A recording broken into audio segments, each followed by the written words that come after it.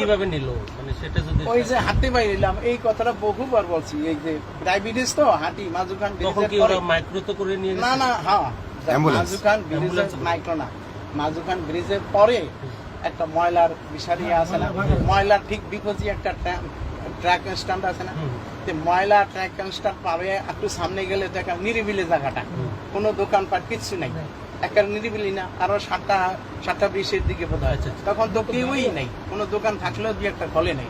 ওইখানে গিয়ে আসতে আমি তো এরকম হাঁটতে যাইতেছি, এরকম মাইক্রোটা অ্যাম্বুলেন্সটা এরকম চাপ দিয়া এরকম করিয়া একটা টিস্যু না কাপড় কইতে পারি না, এরকম করিয়া সামনের দরজাটা করি খুলিয়ে আমার মুখে ধরছে, আর পিছন দরজাটা খুলিয়া আমার এই ডাইন পাশে ব্রেন টিউমার অপারেশন, এই যে এই দেখছেন এই ব্রেন টিউমার অপারেশন হয়েছে, city angle brain tumour operation হয়েছে 21 সালে।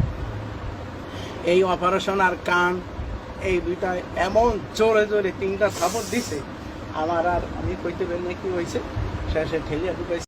মেয়াজি সাহেব উনি অপহরণের আগেও ওনাকে থ্রেট করা হয়েছে, ইসকন থেকে অনেকগুলো চিঠি দেওয়া হয়েছে, এই ব্যাপারে উনি স্পষ্ট তথ্য দিয়েছেন, এই চিঠিগুলোও আদান প্রদান করছেন এবং চিঠিগুলোও জাতির সামনে দেখানো হয়েছে।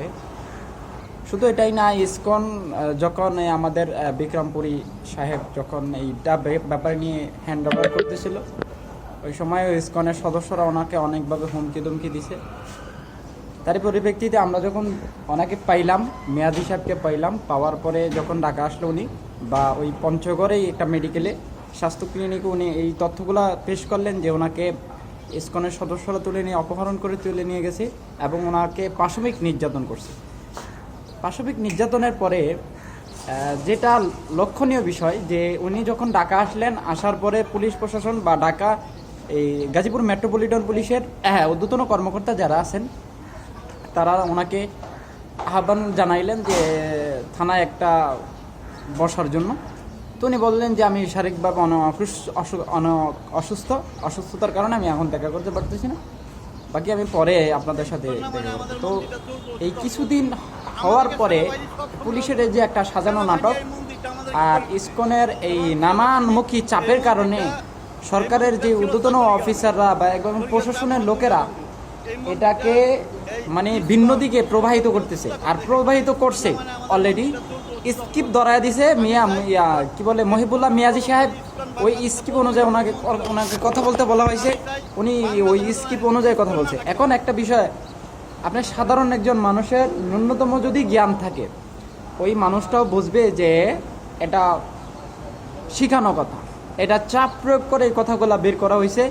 কারণ একটা মানুষ সে অ্যাবনর্মালি সুস্থ স্বাভাবিক মানুষ হাঁটতে যায়, সে অটোতে উইটা কোনো একটা স্টেশনে যাবে, সেখান থেকে গাড়ি ধরবে, পঞ্চগড় যাবে, সেখানে যায় নিজের কাপড় নিজে খুলবে, পায়ে বেরি পরবে, লোয়ার শিকল পরবে, পায়ে উলঙ্গ হয়ে, তিনি বলতেছে ঠান্ডা লাগে বিদায় উনি ওনার জামা কাপড় খুলে ফেলছে।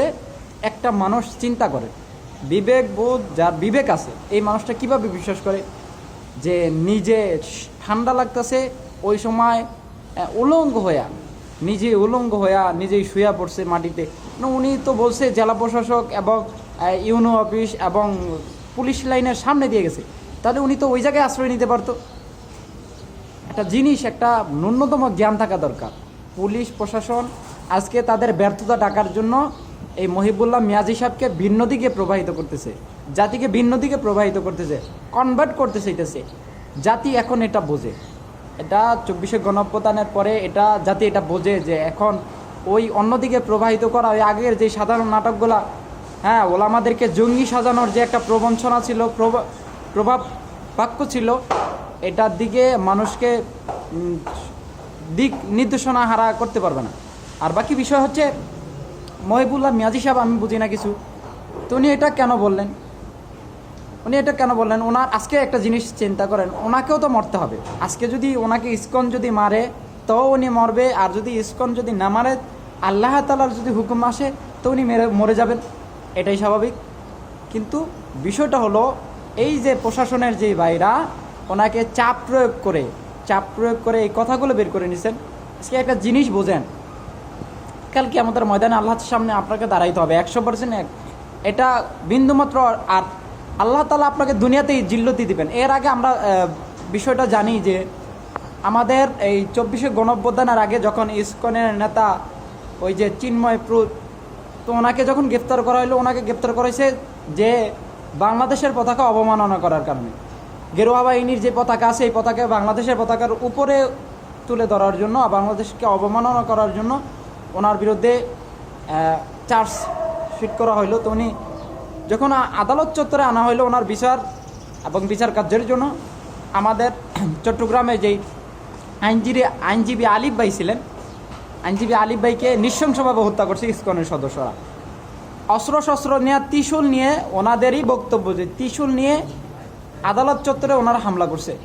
ভাই বিষয়টা একটা বোঝেন, এত পরিমাণ উগ্র, এত জঙ্গি একটা সংগঠন, এটা কোনো রাজনৈতিক কোনো প্ল্যাটফর্ম না।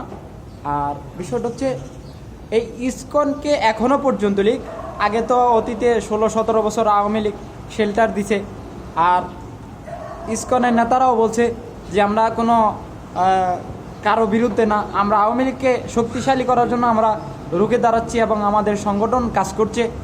এখন বিষয়টা বোঝেন, ইন্ডিয়া বর্তমানে দিল্লিতে আছেন প্রাক্তন প্রধানমন্ত্রী, তো উনি ইন্ডিয়ায় আছেন, ওনার তো এটা সহ্য হচ্ছে না বাংলাদেশ ভালোভাবে চলছে, তো উনি এটা চাইতেছে ভিন্ন দিকে আবার যেমন কীভাবে প্রবাহিত করা যায়, সামনে নির্বাচন কীভাবে বানচাল করা যায় এই ইসকন দ্বারা, বাংলাদেশকে বানচাল করার জন্য একটা প্রচেষ্টা চলতেছে।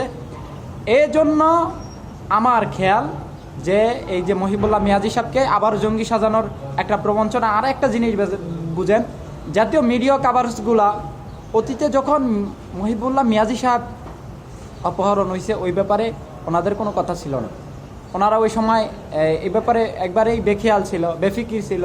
আজকে যখন মহিবুল্লাহ মিয়াজি সাহেবকে ভিন্ন দিকে প্রবাহিত করা হলো, ভিন্ন খাতে প্রবাহিত করা হলো, ওই সময় এই মিডিয়া কাভারেজগুলো করতেছে, কালবেলা, সময় সংবাদ, মাছরাঙা, অন্য এই আমি এগুলো বুঝি না।